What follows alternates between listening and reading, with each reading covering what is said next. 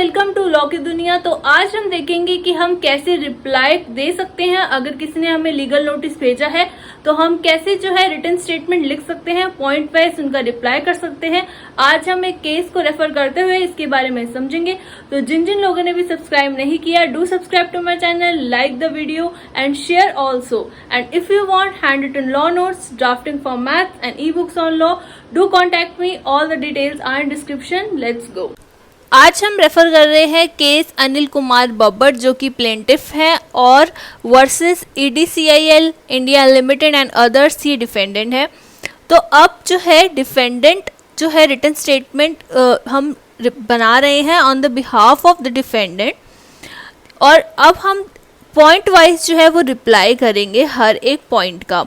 So first हम लिखेंगे preliminary objections की on the face of it हम क्या ऑब्जेक्शंस देते हैं कि जो उन्होंने इल्ज़ाम लगाए हैं वो हम कैसे उसको काउंटर करेंगे।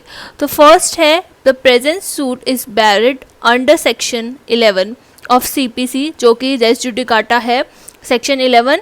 पहले हम सेक्शंस वगैरह लिखेंगे जो भी हम बताना चाहते हैं कि ये इस सेक्शन के अंडर जो है ये प्रेजेंट सूट हो नहीं सकती क्योंकि रेस जुडिकाटा अप्लाइड है। तो इस तरीके से हम फर्स्ट जो है अपने आर्ग्यूमेंट्स जो है यहाँ पर मेन दे देंगे। The plaintiff filed a claim, तो इस तरीके से बहुत सारे पैराग्राफ है, मैं सिर्फ आपको जस्ट दे रही हूँ कि कैसे हम इसको लिखेंगे।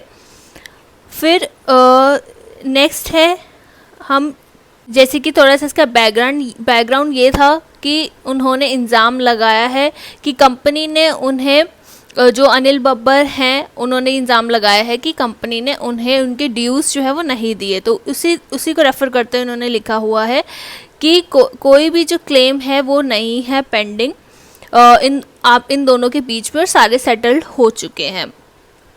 एंड फिर उन्होंने डेट भी मेंशन करी है कि इस तरीके से जो है इस डेट में सेटलमेंट्स जो है वो हो चुकी थी, सेटलमेंट डीड साइन हो चुकी थी।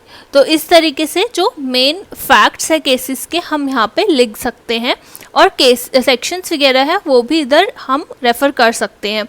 तो इन्होंने अगर इंट्रोडक्शन दूँ तो इन्होंने अनिल कुमार बब्बर जो कि एक एम्प्लॉई थे, फॉर्मर एम्प्लॉई थे, उन्होंने अपनी कंपनी पे जो है वो केस किया कि उन्होंने उन्हें जो है पूरे ड्यूज़ नहीं दिए, उनकी जो सैलरी वगैरह है या और भी ड्यूज़ थे वो जो है उन्होंने पूरी तरीके से नहीं दिए। तो ये उसी का केस है। एंड बाकी नेक्स्ट हम आगे देखेंगे पैराग्राफ वाइज जो है रिप्लाई हम देंगे उनको, जो भी उन्होंने हम पे इल्ज़ाम लगाए हैं उस तरीके से हम उनको पैराग्राफ वाइज रिप्लाई कर सकते हैं। जैसे जैसे बहुत बार आप अगर पढ़ते होंगे रिटन स्टेटमेंट, उसमें बहुत बार आता है मैटर ऑफ रिकॉर्ड। इसका मतलब होता है कि ये ऑलरेडी पास्ट में स्टेट हुआ है और सॉल्व हुआ ये चीज़, एंड ये अंडरस्टूड है, पब्लिकली एक्सेप्टेड जो है फैक्ट है, तो इसको उठाया ना जाए। ठीक है, तो जो भी उन्होंने फर्स्ट पैराग्राफ में लिखा होगा it's a matter of record and understood and it's solved. उसी तरीके से थर्ड, फोर्थ और फिफ्थ पॉइंट में भी तो जो चीज़ें सॉल्व्ड हैं, जो चीज़ें उन्होंने पब्लिकली एक्सेप्ट करी हुई है, वो हम बार बार जो है उसको उसके ऊपर नहीं क्लैरिफिकेशन देंगे। उस तरीके से सिक्स्थ में लिखा हुआ है कि para 6 was wrong, denied. And उसके बाद अगर हमें कोई एक्सप्लेनेशन देनी है इसके ऊपर तो हम जो है दे सकते हैं। जैसे कि इसके अंदर लिखा हुआ है salary of the extension period amount 1,01,993 was not release to the plaintiff. तो इस तरीके से हम लिखेंगे कि जो आपने स्टेटमेंट दिया है वो रॉन्ग है, ऑलरेडी ये चीज़ सेटल हो चुकी है, एसेट्रा एसेट्रा। तो वैसे ही बहुत सारे केसेस हो सकते हैं, केसेस के अंदर बहुत सारे फैक्ट हो सकते हैं, अलग अलग केसेस हो सकते हैं। तो उसमें हम जो भी इन्होंने फैक्ट स्टेट किया है अगर हम उस चीज़ का आंसर देना चाहते हैं तो हम पैराग्राफ वाइज ऐसे आंसर उसका दे सकते हैं। It's just an example. फिर हम वैसे ही पैराग्राफ 8 में दे सकते हैं। अब उन्होंने जैसे कहा कि उनकी जो कंसल्टेंसी फ़ी है वो रिलीज़ नहीं हुई, तो हम उसको डिनाई कर सकते हैं और लिख सकते हैं कि ऐसा नहीं है। एंड पूरा प्रॉपर उसका डेट वाइज हम जो है वो अपने फैक्ट्स रख सकते हैं, कि प्रूफ रख सकते हैं कि देखिए इस डेट पे जो है वो ऑलरेडी सेटल हो चुका है क्लेम, और एंड में हम जो है सारे प्रूफ भी अटैच करेंगे। सो इस तरीके से आप देख सकते हैं कि बहुत बड़ा जो है वो बनता है ये रिटन स्टेटमेंट, दो कॉम्प्लिकेटेड नहीं होता, लेकिन हम जस्ट कुछ मेजर पॉइंट्स का ध्यान रखना पड़ता है।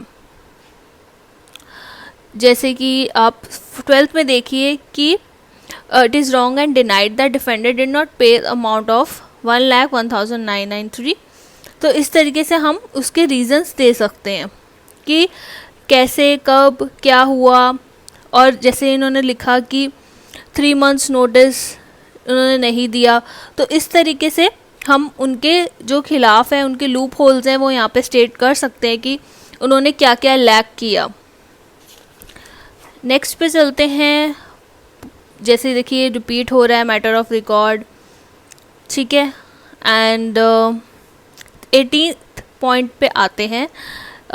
It is further wrong and denied that plaintiff was legally entitled to interest, ठीक है। सो अगर वो कोई इंटरेस्ट मांग रहे हैं कि मुझे नई सैलरी के ऊपर मिला, सैलरी नहीं मिली तो मुझे इंटरेस्ट के साथ वापस चाहिए, तो हम लिख सकते हैं कि नहीं, ऐसा कुछ नहीं था, आपको सब पे हो चुका है, तो कोई इंटरेस्ट हम नहीं देंगे।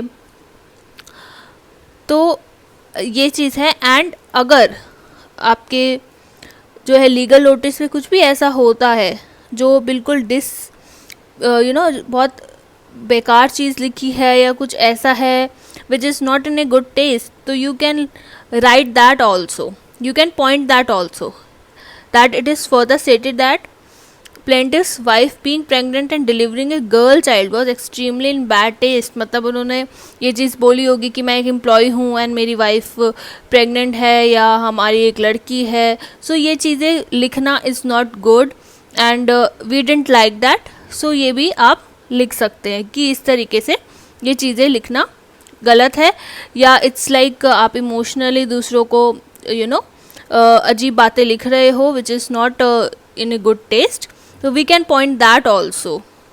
सो इस तरीके से हम लास्ट पैराग्राफ पे आ गए हैं, लास्ट पेज पे आ गए हैं।